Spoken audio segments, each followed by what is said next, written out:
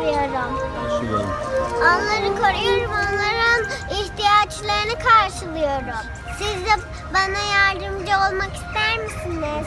Lütfen yaşamı değer kılın. Canım. Doğayı sevin. Şefkat dolu bir dokunuş, bazen bir lokma ekmek onları mutlu etmeye yeter. Harika arkadaşlar.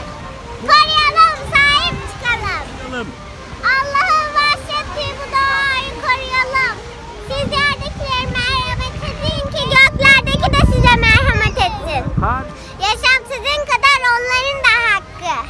Adil davranalım, tek umutları bizleriz. Başka ne diyor? Onları terk etmek yerine onlara sahip çıkalım.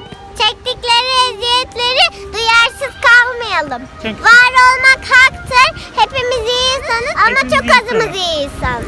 Hayır. Yaşasın tabiat, yaşasın doğa. Bu doğa varken betonlar içerisinde kalmayalım. Yaşamak çok güzel.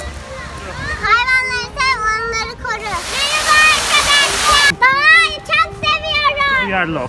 Ve çevrene karşı duyarlı ol. Arkadaşlar uyuyan bir köpeğimiz var. Onu rahatsız etmeyelim. Gidelim bakalım. Girmek istiyor. Gireceğim. Bu imkanları bize verdiği için belediye başkanıma teşekkür ederim. Sevin.